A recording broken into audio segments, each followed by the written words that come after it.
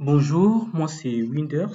Aujourd'hui, on va programmer en langage C. On va commencer la programmation en langage C.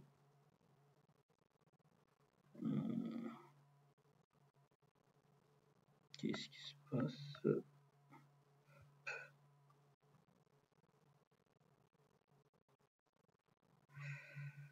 On va commencer notre programme en langage C. On va programmer en langage C. Donc, aujourd'hui, on va voir un peu les instructions de lecture, les instructions d'affichage. Voilà, sans plus tarder, on va commencer notre cours. Ça fait très longtemps que je suis revenu, quoi. Premier cours, on va voir l'instruction de lecture. L'instruction de lecture, en langage C, une instruction de lecture permet de lire les données saisies par l'utilisateur, généralement à partir du clavier. Ces données sont ensuite stockées dans des variables pour être utilisées plutôt dans le programme.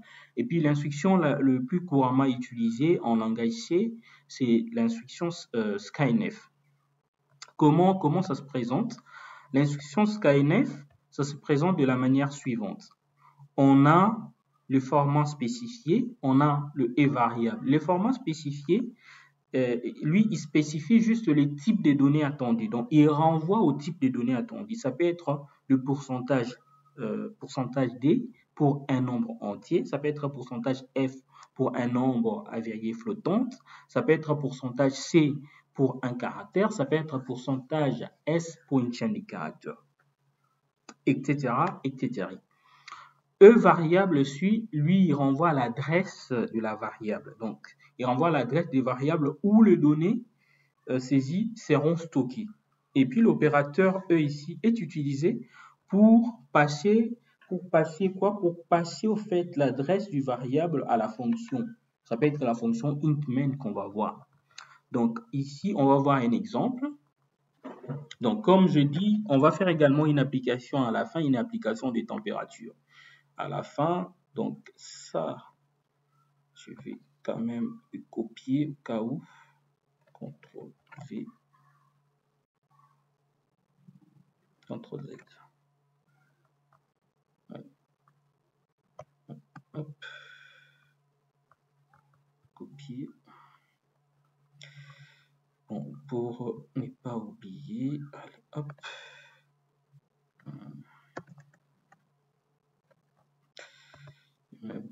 Mettre ça au niveau des blocs-notes. Hop. Voilà, allez, hop, c'est parti. Là, on va faire un exemple pour une instruction de lecture. On déclare un variable de type int. Il va être nombre, par exemple. Nombre, il est de type int. Nombre, virgule. Et puis printf. Je demande à l'utilisateur d'entrer plutôt entrer un nombre entier. Entrer un nombre entier. Des points. Hop. Point virgule, on a terminé l'instruction. Et puis ici, je vais venir lire ces données entrées. Donc, il est du type entier, donc il correspond au pourcentage D. Donc, et puis ici, je vais passer sur l'adresse à la fonction int. Donc, avec les spécificateurs et ici, il s'agit des nombres. Et puis ici, virgule. Après, je vais dire que vous avez saisi tel nombre. Donc je dirais à l'utilisateur, vous avez saisi, il s'agit de quoi? Il s'agit d'un nombre entier. Donc pourcentage D plutôt, retour à la ligne. Hop, virgule, paramètre nombre qui renvoie c'est les variables qui renvoient aux valeurs qu'on doit afficher, au fait. On va afficher les nombres, au fait, de l'entier qu'on va entrer. Voilà. Hop.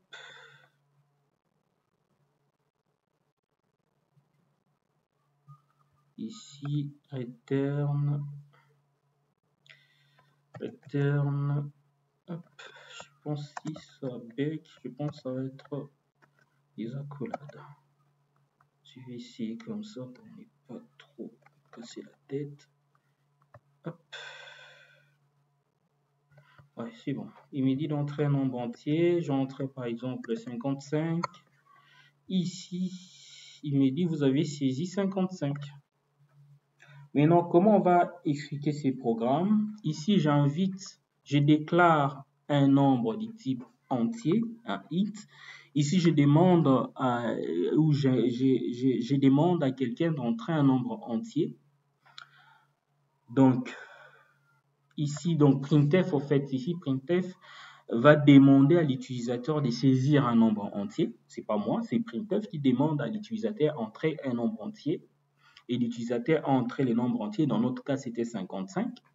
Et puis, le scanf, il attend au fait que l'utilisateur entre un nombre entier.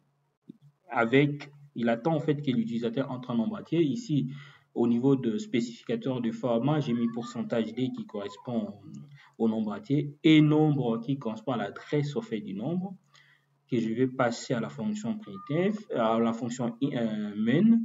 Et printf ici, il affiche au fait la valeur stockée dans la variable. Donc, il affiche les nombres saisis. Donc, ici, il est stock et puis il affiche. Donc, voilà un peu. Et puis, nous, on va voir maintenant les spécificateurs les plus couramment utilisés. Les spécificateurs couramment utilisés dans le cadre de... Les spécificateurs couramment utilisés, on va voir par exemple, ici on a pour cette fonction-là, pour cette instruction-là, on a par exemple le pourcentage d qui est un entier, donc qui renvoie au fait à un spécificateur d'un entier. Pourcentage f, c'est un nombre à virgule flottante pour un float. Pourcentage lf, c'est nombre à virgule flottante en double précision. Pourcentage c, c'est pour le caractère. Ça peut être A, B, C, ce sont des caractères. Pourcentage S, c'est pour les chaînes de caractères.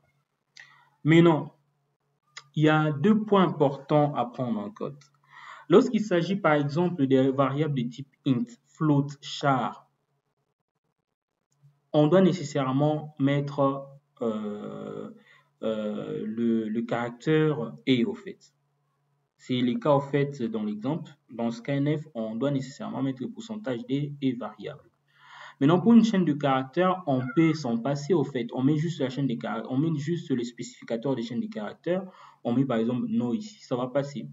Et deuxième point important à noter est que le scanf peut échouer si l'utilisateur entre un nom ou une expression qui n'était pas attendue au fait. Au lieu par exemple d'un entier, il rentre par exemple une chaîne de caractères ou un caractère. Ouais. Pour éviter cela, on peut faire des alternatives avec ce qu'on appelle de fget.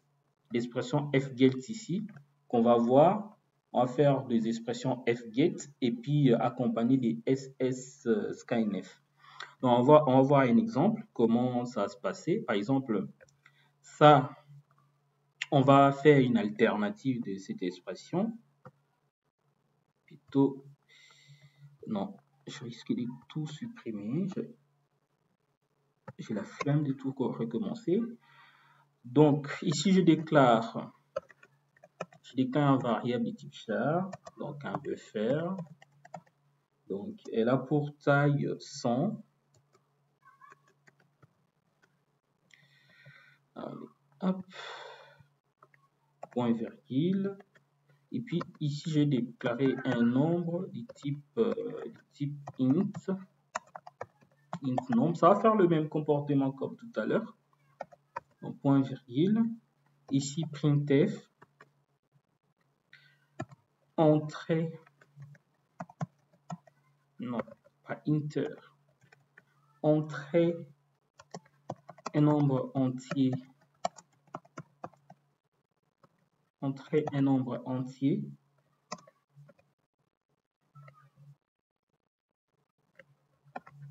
point virgule. Ici, je vais utiliser un fget. Ah non, c'était pas là, moi. Un fget. Oh là là. Fget.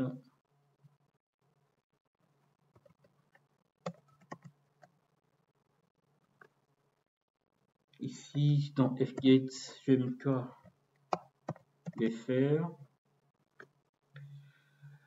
Buffer, la taille, size of la taille du buffer, size of buffer. Et puis, au niveau des paramètres, je dois renseigner, il s'agit d'un entrée, un stdin. Et puis, ici, point virgule. Et puis, accompagné toujours des sscanf. Donc, il s'agit bien d'un buffer. Il s'agit bien d'un buffer. Il s'agit bien d'un buffer. Donc, les nombres que je dois afficher, il s'agit des int, qui est un entier. Donc, virgule, au niveau du paramètre nombre.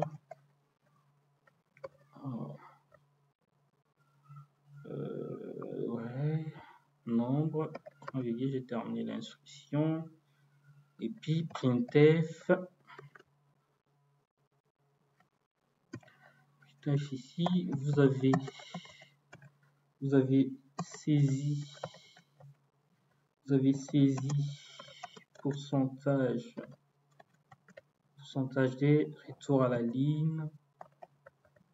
Ici, nombre qui renvoie, c'est les variables au fait des valeurs qu'on va afficher. Donc, on va afficher ici, on va afficher les nombres. Donc, point virgule, return 0. Pourquoi return 0 ici? Parce que tout simplement dans notre fonction, dans le paramètre de main, il n'y a rien en fait, il y a un void quoi. Donc il n'y a rien. Donc voilà. On va afficher. Ici, il demande à l'utilisateur d'entrer un nombre entier. Je vais mettre 55 comme. Non, oh, je suis pas là, oh my god. Je vais mettre 55 comme tout à l'heure.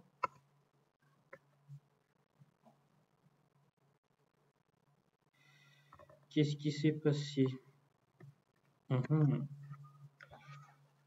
Donc, il y a quoi? Il y a buffer. Ah, ici, il y a un problème. Ici, j'ai oublié les spécificateurs et je pense que ça va aller bien. Allez, hop. Entre un nombre entier 55. Ah, purée. Entre un nombre entier 55. Entre un nombre entier 55. Mais pourquoi il me fait ça? Qu'est-ce qui ne va pas? Nombre,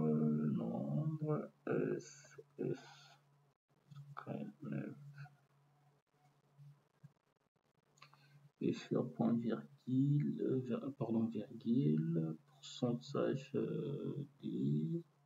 Vous avez saisi. Ah, c'est ça. on va y arriver. C'était une erreur. On va y arriver. Hop. Là, ça va bien marcher, j'espère, cette fois-ci. Hop. 55. Oh. Je suis trop. Allez, hop. Hop. Allez, hop.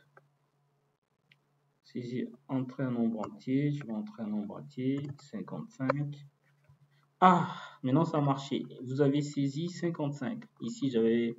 Oh, ces paramètres-là, je ne devais pas le mettre en circonflexe, en fait. Donc, voilà.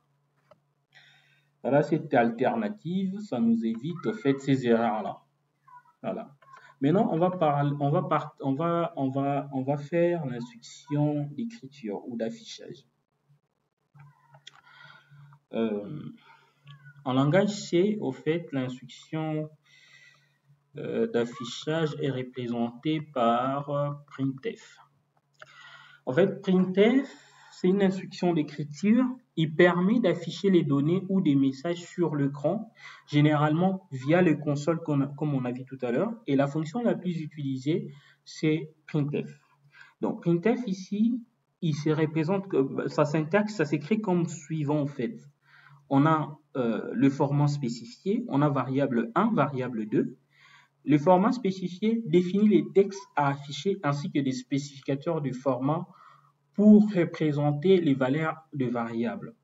Donc, il définit juste les textes à afficher, la manière dont il faut l'afficher, mais ça doit être accompagné également avec les spécificateurs de format qui représentent des valeurs à afficher, comme vous avez vu tout à l'heure, avant le retour à la ligne, je mettais pourcentage D. Et puis, il y a variable 1, variable 2 ici, représente quoi? C'est les variables dont les valeurs doivent être affichées. On va faire un exemple simple. Ici, je vais garder celui-là. On va faire un exemple simple. On va faire un bonjour au printf par exemple. Printf, on va écrire quoi? Bonjour monde. Bonjour monde, point d'exclamation, retour à la ligne. Ça, c'est un affichage simple. Donc, point virgule, return 0. Voilà, ici, je vais supprimer ça. Allez, hop, hop. Il m'affiche bien bonjour monde. Comme j'ai écrit là, il m'affiche bonjour monde. Et puis, retour à la ligne, les N là, il a fait retour à la ligne. Donc, après avoir affiché, il est retourné en ligne pour attendre une autre instruction. Au lieu de continuer à afficher bonjour. C'est ça l'intérêt au fait. Et puis, on va faire un autre exemple. Avec toujours l'instruction printf. Je vais déclarer l'âge. Int. Je vais créer un variable du type int. Donc, un variable âge du type int. Donc, je vais déclarer déjà. J'affecte. Ici, je fais les affectations. Ça, c'est l'affectation normale. Donc, 25 ans, donc, point virgule. Et puis, la taille, c'est un nombre à virgule. Je vais le mettre du type float. Variable taille, je crée un variable taille du type float. Donc, je vais les déclarer 1m75. 1m75. Et puis, ici, le message d'affichage printf. Donc, ici, printf va dire à l'utilisateur que votre âge va afficher au fait l'âge de l'utilisateur. L'âge que l'utilisateur a renseigné au fait. Pourcentage. Donc ça, c'est les spécificateurs des formats qui renvoient en fait aux variables qu'on va afficher. Donc, retour à la ligne. Ici, on va afficher âge. Donc, c'est les variables de valeur à afficher. Ici. Et puis, on a printf.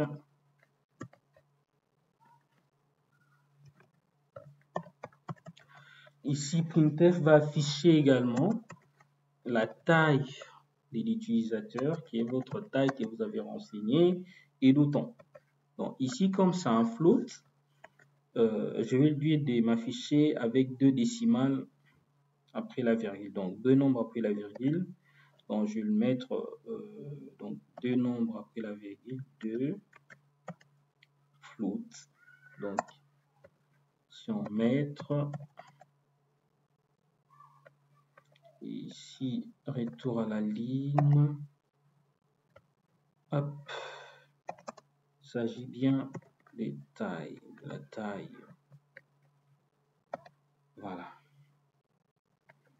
C'est après return 0 toujours parce que au niveau de notre fonction principale, il n'y a rien. Allez, hop. Ici, il affiche bien, printf affiche bien en fait votre âge. L'âge de l'utilisateur est de 25 ans, il a 25 ans et votre taille est de 1,75 m. Pourquoi c'est très collé? Je pense que c'est là. Allez, hop, hop. Ouais, maintenant c'est pas collé. Donc votre âge est 25 ans, votre taille est de 1,75 m. Voilà. Voilà un peu. Et puis ensuite, on va parler des spécificateurs de format couramment utilisés pour l'instruction printf. Pour l'instruction printf, les spécificateurs des formats couramment utilisés. Donc, ici, les spécificateurs des formats dans printf qui indiquent comment les variables doivent être affichées. Le plus utilisé, nous avons le pourcentage D. Si il s'agit d'un entier, donc si on entre 40D, en sortie, on aura 40D. Pourcentage F pour un float, donc nombre virgule flottante. Si on entre ces valeurs de pi, en sortie, on aura ça. Si on veut la précision, pourcentage df, donc nombre flottant avec deux décimales, donc des nombres après la virgule, j'entre ces valeurs de pi, on a 3,14 en sortie. S'il s'agit de double précision, c'est pourcentage lf, donc on aura ça à afficher. Pour un caractère, c'est pourcentage s. Donc, si j'entre A, en sortie, j'aurai A. Pour une chaîne de caractères, c'est pourcentage S. Si j'entre bonjour, en sortie, j'aurai bonjour, ainsi de suite. Ainsi de suite. Maintenant, on va passer par l'exemple au fait de tout à l'heure. Non, on va faire un autre exemple. On va faire un autre exemple. On va faire la moyenne.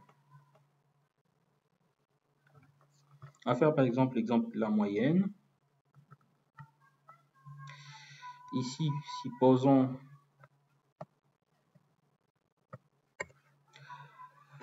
je déclare un variable type int a est égal à combien? Est égal à 10.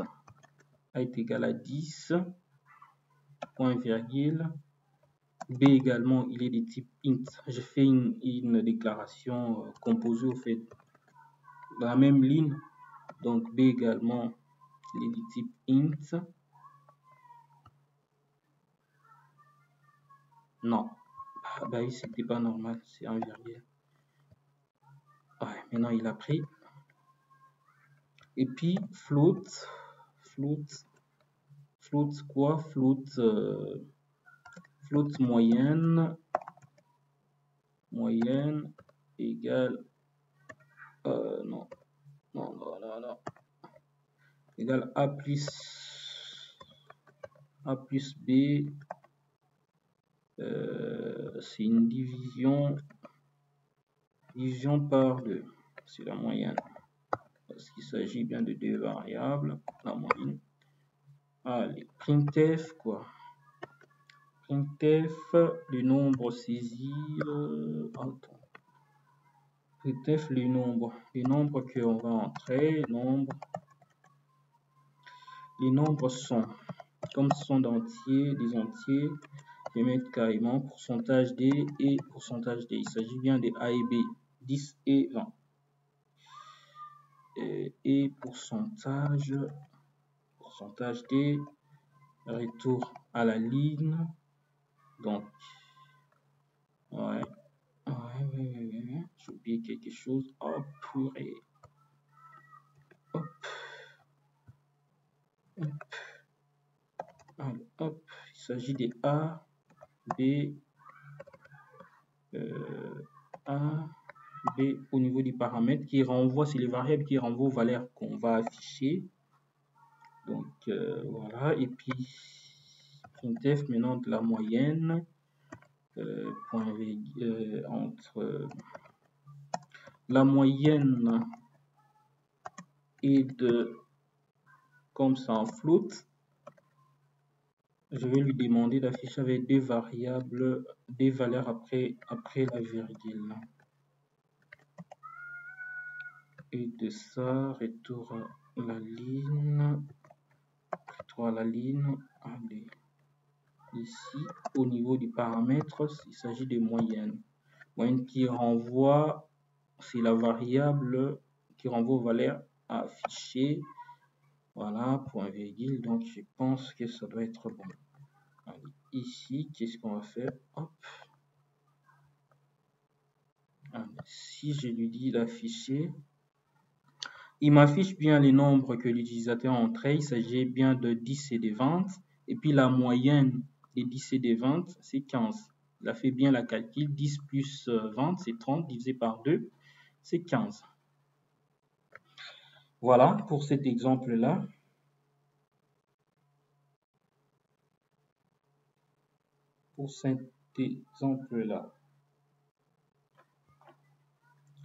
Maintenant, on va voir les caractères d'échappement utiles, donc qu'on a vu tout à l'heure, vite fait.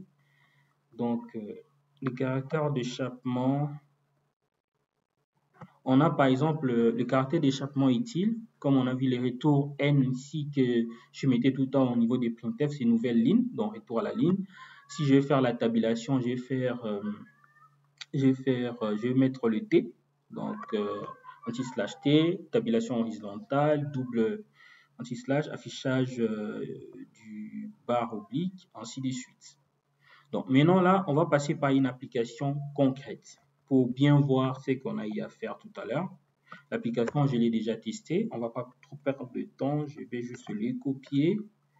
Je l'avais mis quelque part. Donc c'était celui-là.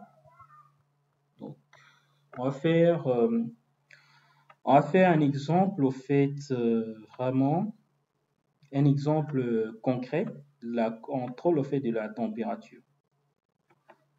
Cet exemple, en fait, c'est pour vraiment faire la gestion des températures. On aura 3 conditions. On aura juste 3 conditions ici. On sera dans une situation où notre température est très très basse. Et on sera dans une condition aussi où notre température est normale. Et on sera aussi dans la dernière condition où la température est très très grande, donc où on est dans les surchauffes. On va alerter l'utilisateur qu'on est dans les surchauffe. Dans les codes, je l'ai déjà réalisé. Donc, on va voir ça, les comportements de notre code. Hop. Hop.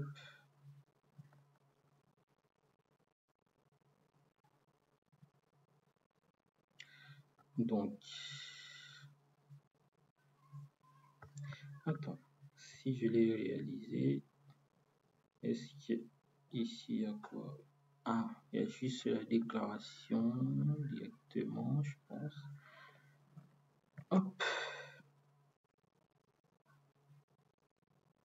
Voilà. Voilà. Hop. Donc ici, comme j'ai dit, ici j'ai créé un variable float du type température. Ici, printf invite l'utilisateur d'entrer au fait la température. Ici, on a notre instruction de lecture qui lit, comme il s'agit des floats, j'ai mis pourcentage %F ici, qui va venir lire cette valeur de température. Ici, il renvoie température, il renvoie l'adresse au fait de la température. Et puis ici, on va afficher la température reçue avec des chiffres après la virgule. Et puis les instructions alternatives, maintenant, je dis si ma température est inférieure à 20 degrés, qu'est-ce qu'il faut afficher? Il faut afficher que la température reçue est trop basse. Si maintenant la température est inférieure à 30, inférieure ou égale à 30, il faut afficher température normale. Si c'est la température est supérieure à 30, on est dans les surchauffes. Donc c'est ça le cas de else.